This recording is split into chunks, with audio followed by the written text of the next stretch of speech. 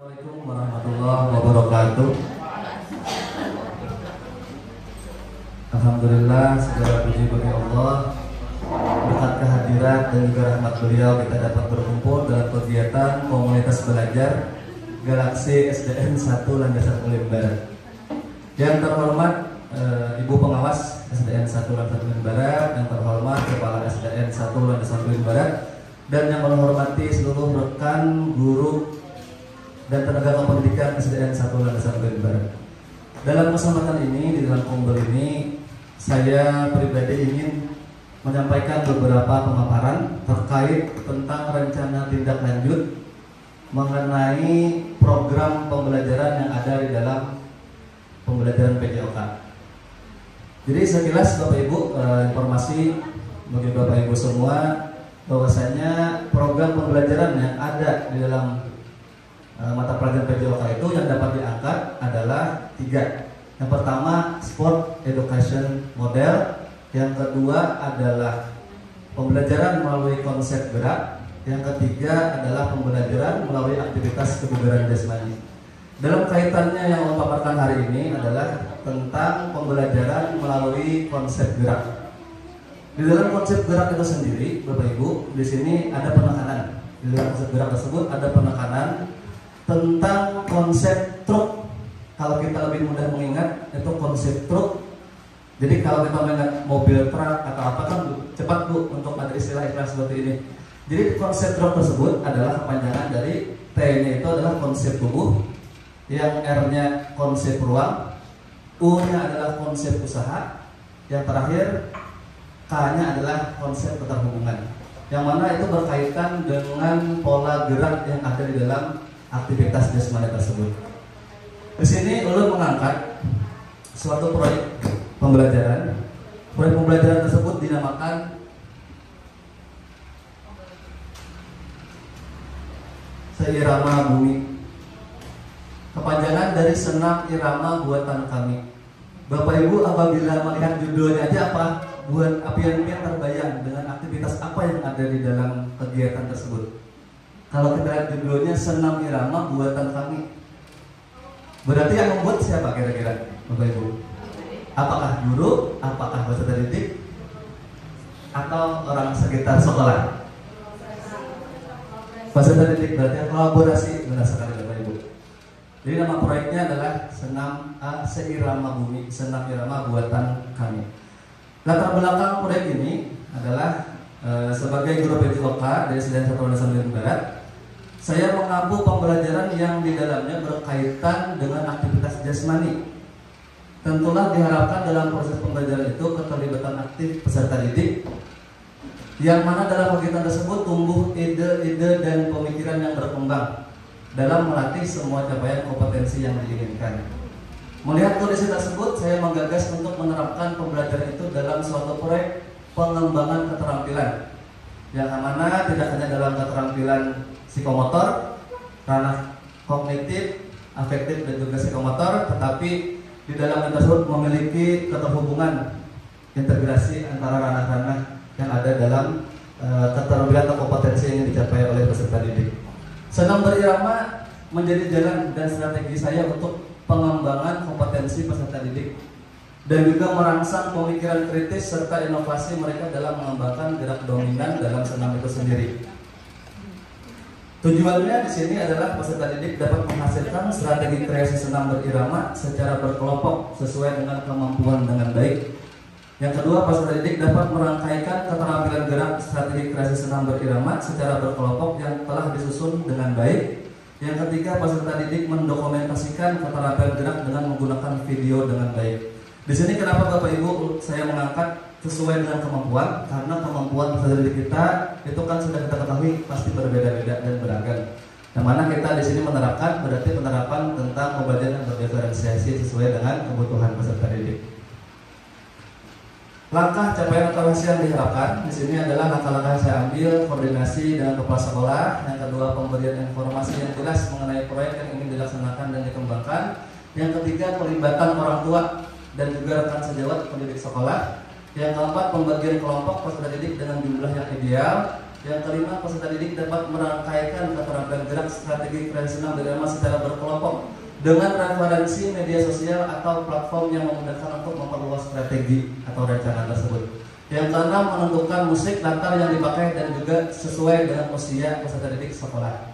Peserta didik dalam kelompok akan merancang rangkaian gerak dan disesuaikan dengan tempo musik yang dipilih agar gerakan terlihat dinamis dan indah. Yang kedelapan, mengajak rekan sejawat untuk mengkondisikan peserta didik di kelompok agar lebih efektif dalam latihannya. Masing-masing kelompok akan menampilkan hasil gerakannya pada tanggal 17 Desember yang akan datang ini. Jadi rencananya 17 Desember itu ada suatu presentasi dari peserta didik. Yang ke-10, hasil keterampilan gerak yang sudah dipresentasikan akan didokumentasikan oleh masing-masing kelompok agar menjadi arsip maupun sarana berbagi di media sosial yang ada. Yang ke-11, masa pembuatan video pada hari presentasi dengan menggunakan alat tripod untuk memudahkan pengambilan video. Yang ke-12, tenggat waktu pengumpulan video pada tanggal 17 sampai 18. Jadi sehari setelah presentasi itu batas durasinya untuk pengumpulan videonya. Struktur kegiatan, waktu yang digunakan peserta didik dalam menyusun rancangan atau strategi keterampilan gerak senam berirama dilaksanakan di luar jam pelajaran PJOK. Jadi bukan di dalam pembelajaran kita, waktu yang materi kita di sekolah, tapi di luar itu. Kegiatan bisa dilakukan saat pulang sekolah maupun di rumah bersama rekan sekelompok. Masa rancangan dan latihan digunakan secara maksimal agar capaian yang diharapkan dapat terwujud. Estimasi kegiatan dalam pembelajaran berbasis proyek dan juga menggunakan metode ini membutuhkan beberapa kali pertemuan dikarenakan ada langkah-langkah yang sistematis berkesinambungan dalam prosesnya. Jadi pertemuan tersebut di luar dari materi PJOK yang ada di sekolah. Jadi di luar sekolah, misalkan di sekolah juga, tapi dalam waktu pulang atau di luar rumah, di luar sekolah di rumah misalnya, dengan pendampingan orang tua atau pelibatan orang tua maupun teman rekan sejawat sekelompoknya. Program kegiatan dalam pembelajaran berbasis proyek ini diharapkan dapat menggunakan waktu senggang yang bermanfaat bagi peserta didik menjadi salah satu langkah preventif untuk menjaga kesehatan dan kebugaran melalui aktivitas yang menyenangkan dan hasil dari kreativitas mereka sendiri. Sasaran peserta didik, nah Bapak Ibu di sini karena kita menggunakan suatu rancangan yang membutuhkan penalaran yang berpikir yang lebih kritis. Di sini saya memilih itu adalah pada fase C di kelas 5. Pada kelas 5 mereka sudah dapat mengembangkan pola pikir mereka dalam menerapkan rancangan dan latihan yang intens dalam keberhasilan proyek senam berirama kreasi mereka. Di sini saya mempertimbangkan keputusan ini dengan beberapa masukan seperti kepala sekolah, rekan sejawat, guru PJOK dan guru-guru lainnya. Di sini Bapak Ibu di dalam sekolah itu ada aset yang dapat dimanfaatkan. Kalau ada salah ada 7 aset, yaitu aset manusia, aset fisik, aset finansial, aset lingkungan, aset sosial budaya, keagamaan. Nah itu ada 7. Jadi di situ kita dapat memanfaatkan untuk menunjang keberhasilan suatu pembelajaran yang kita angkat di sekolah. Di sini saya mengambil 2 aset saja. Yang pertama aset manusia, kepala sekolah, guru PJOK, guru seni dan orang tua.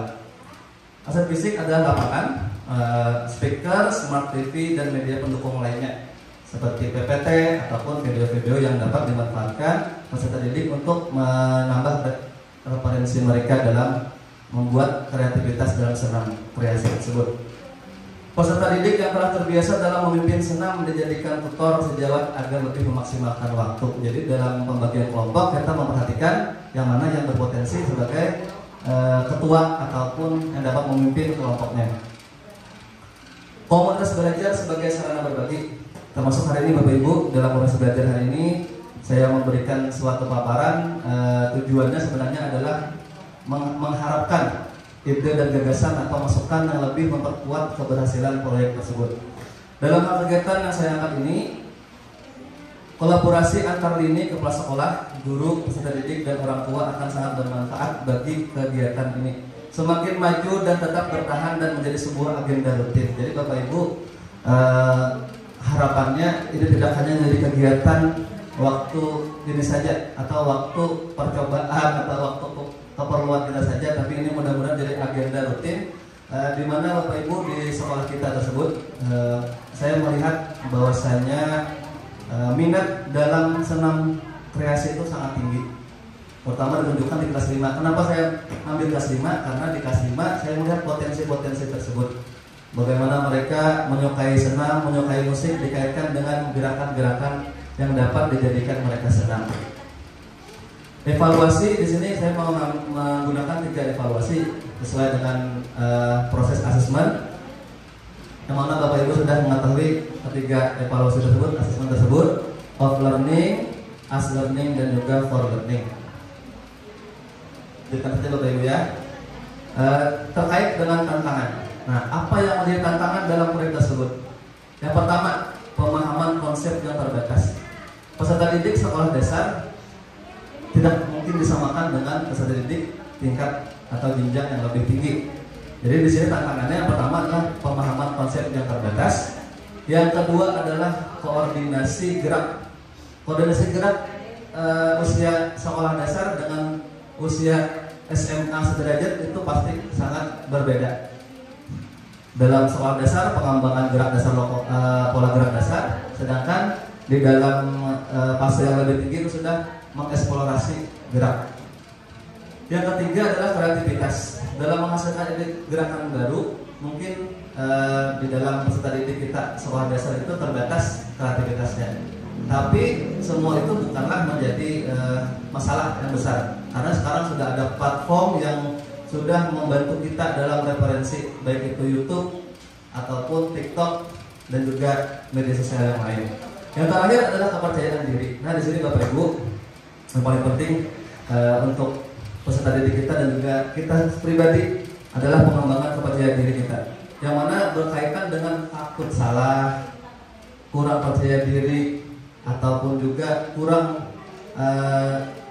mempercayakan apa yang sudah kita miliki. Nah, seperti itu. Jadi keempat tantangan ini adalah menjadi suatu yang harus kita harus kita pikirkan bagaimana solusi-solusi tersebut. Terakhir adalah kesimpulan. Jadi proyek ini merupakan sarana kolaboratif yang luas. Jadi tidak hanya ulun pribadi, tidak hanya guru rekan PJOK, tapi melibatkan keseluruhan rekan sejawat mahasiswa di sekolah. Untuk menambah keterlibatan peserta didik, kreativitas, minat belajar, dan juga penerapan makna pembelajaran di dalam kehidupan sehari-hari. Jadi bagaimana PJOK itu sebenarnya Bapak Ibu, tujuannya adalah bagaimana penerapannya dalam kehidupannya sehari-hari. Jadi tidak hanya di sekolah. Nah, harapannya sebenarnya itu untuk PJOK. Nah, sampai sini adakah Bapak Ibu yang mau menguatkan atau saran agar pembelajaran PJOK itu tidak hanya berguna di sekolah, tapi juga tadi yang saya sampaikan dapat dijadikannya sebagai pembiasaan di kehidupan sehari-hari. Karena PJOK mau tekankan lagi tidak hanya berkaitan dengan jasmani, tetapi dengan rohani dan juga sosial, mental dan emosionalnya. Nah, jadi kata Ibu tadi tidak hanya guru agama ya Bu ya yang dapat menyampaikan suatu hal yang baik untuk anak-anaknya. Ada Bapak Ibu untuk tambahan atau masukan penguatan agar proyek ini dapat berjalan dengan sukses dan juga dapat kita terapkan menjadi sebuah agenda di sekolah?